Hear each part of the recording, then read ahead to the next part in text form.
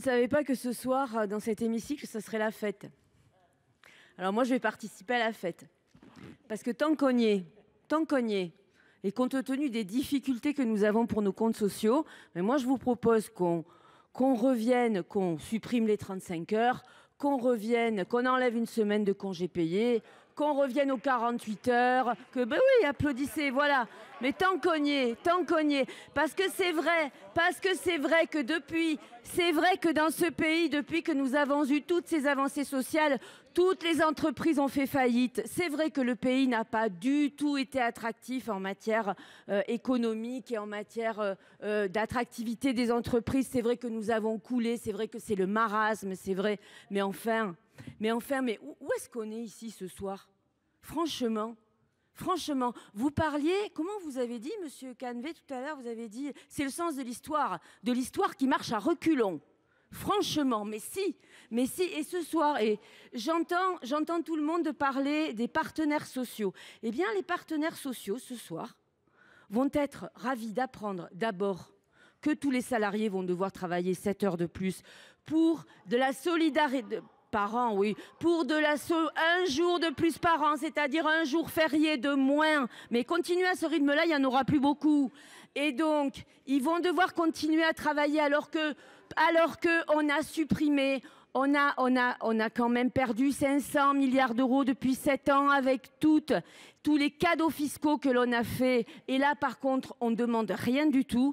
Mais en plus, ils vont apprendre, les partenaires sociaux, ce soir, que peut-être on va rediscuter de la durée du temps de travail dans ce pays. Eh bien, les partenaires sociaux que tout le monde adore ici, ils vont être ravis. Et je pense que ça nous annonce quelques journées de discussion tout à fait intéressantes. C'est de la provocation, mes amis, ce que vous avez fait ce soir. Merci. 4,4 milliards qui pourrait être une mesure transitoire. Et on se pose des questions aujourd'hui. Pour chacun donné par solidarité, on a dit...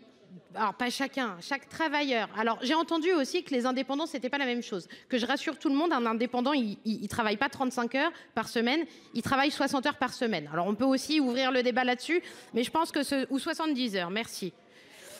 À un moment, je pense qu'aujourd'hui, on parle de 10 minutes par semaine. Et si on ramène au jour, c'est 2 minutes par jour. Est-ce que 2 minutes par jour, par solidarité, on n'est pas capable de faire cet effort-là et sans parler de dogmatisme, juste 2 minutes par jour pour réussir à trouver des solutions, parce que nous sommes dans l'urgence, qui rapporterait 2,4 milliards pour sauver la branche autonomie, au moins de manière transitoire. 2 minutes par jour. Taxer les EHPAD privés lucratifs, on ne revient pas sur le débat, ça a été non. Faire cotiser les actionnaires, ça a été non. Revenir sur les retraites chapeau, parce que c'est vrai que là, il n'y a pas d'argent, ce fut non.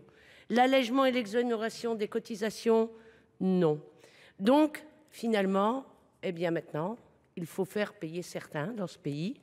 Et c'est les ouvriers les plus fragiles, eh bien, qui vont devoir payer la note, parce que finalement, vous avez décidé de ne pas aller prendre l'argent dans la poche de vos amis, mais vous décidez de faire travailler ceux et celles 7 heures de plus à votre bon cœur, 2 minutes de plus par jour. En plus, vous avez de la bienveillance, parce que 2 minutes par jour, bon, quand on est aide à domicile, quand on est gouttier, quand on est éboueur, non mais voilà quoi. Mais vous avez trouvé la solution, 2 minutes, bon, hein, voilà.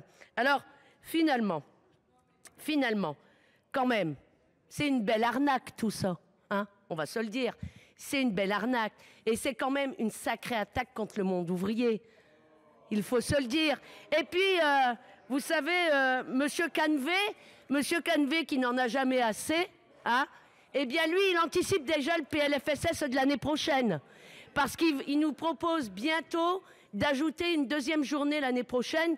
Et pourquoi pas une 3e. Et puis oui, ma collègue l'a dit... Quand il vous faut trouver de l'argent, finalement, vous êtes très inventif, surtout que ce n'est pas avec vos bras, c'est avec les bras des autres et avec les bras des salariés et des ouvriers. Oui, c'est ça la réalité. C'est ça, c'est pas avec vos bras, c'est avec les bras des salariés. Et maintenant, eh bien, on va aller à la surenchère. Et ma collègue l'a dit, supprimer la semaine de congé Conclure, payé. chers collègues. Comme ça, Merci. voilà, vous serez... La parole est à...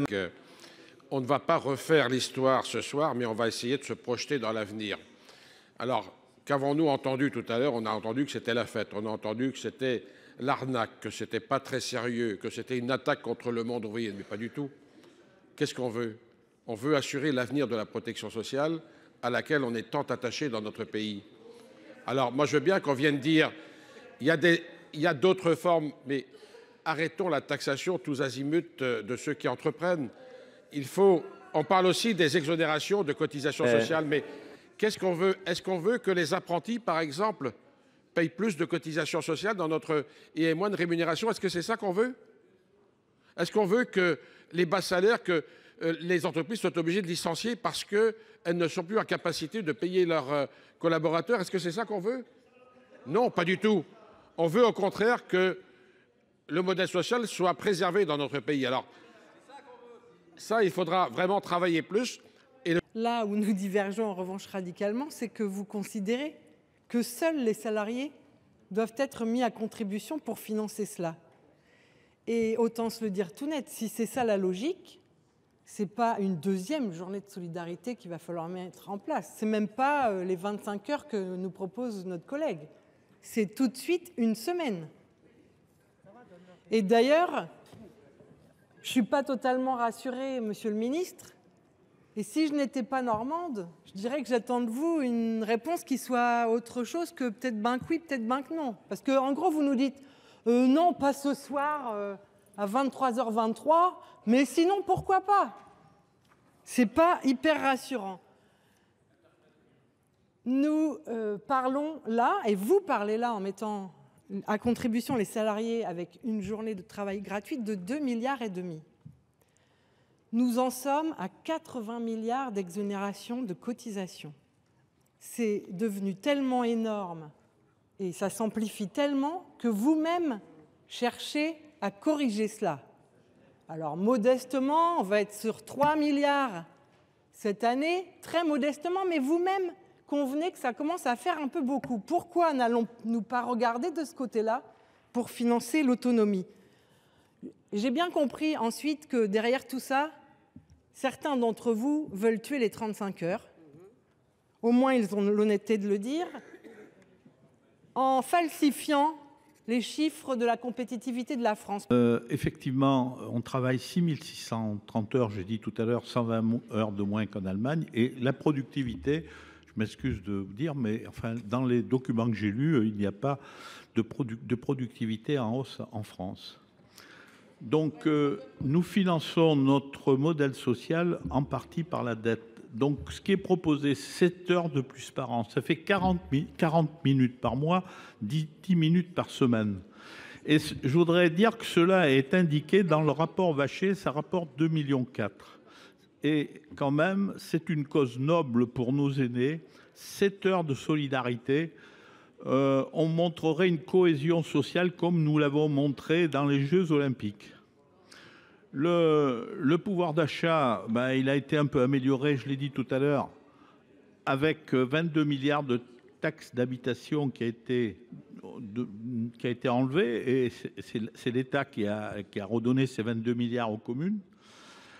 Et donc je voulais dire aussi à Madame Poncet-Monge, quand elle me dit avec les 35 heures, on peut faire la même chose qu'en 39 heures.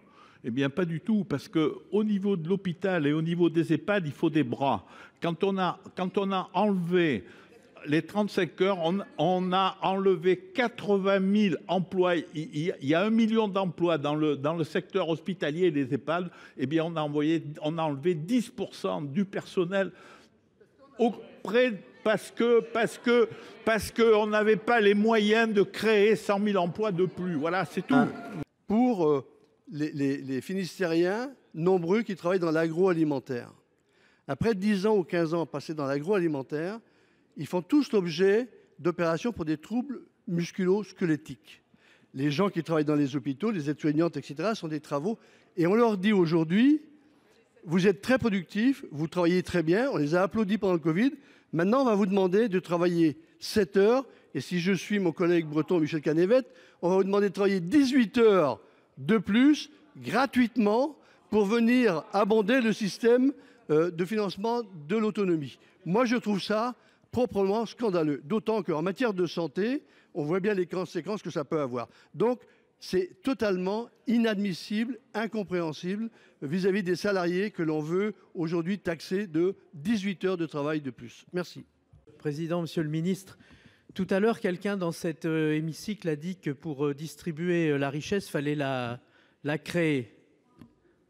Et c'est Madame Monique Lubin. Vous voyez, je regarde dans tout l'hémicycle et je citais tous les auteurs. Ben, c'est bien ça dont il s'agit ici. Hein, l'amendement de Madame Doineau, c'est un amendement à 2,4 milliards. Et naturellement, ça participe à l'équilibre de ce PLFSS. C'est même quelque chose d'essentiel. Alors, la question du temps de travail. D'abord, notre propos n'est pas du tout de dire que les Français sont paresseux, qu'ils ne sont pas productifs, bien au contraire. D'ailleurs, on a quelquefois des combats d'arrière-garde dans le privé. Les 35 heures, mes chers collègues, il n'y a pas fallu une loi pour les supprimer, ils n'existent plus.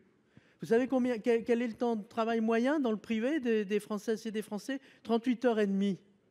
Donc les 35 heures, c'est plus une durée de travail, c'est une durée de déclenchement des heures supplémentaires. Et donc cette question de la durée hebdomadaire du temps de travail, il faut la regarder tout autrement. Moi, ma conviction, c'est que cette contribution de 7 heures, elle va être gérée au niveau des entreprises, au niveau des branches, et ça va naturellement s'équilibrer. Un État qui est en faillite chronique, ou en déficit chronique, je ne veux pas ouvrir de polémique, excusez-moi, là-dessus, ponctionne les finances sociales. La dernière grosse ponction, c'est les 136 milliards de la CADES. Et donc, ça fait 2 ans que j'explique dans cet hémicycle avec mes amis que c'est délibéré de mettre la sécurité sociale en déficit parce que ça nourrit en permanence le débat sur notre système de protection sociale n'est pas tenable. Et bien voilà, on y est. Mais il est tenable. Il est tenable si on respecte son périmètre. Mais vous ne respectez pas son périmètre.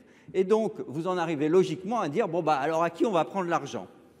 Et vous rejetez toutes les pistes de mise à contribution de ceux qui sont les plus favorisés dans notre société, qui sous-contribuent à ce système de protection sociale. Et donc, vous vous tournez vers les salariés. D'ailleurs, on se demande pourquoi, si c'est pour financer la branche autonomie, c'est que les salariés.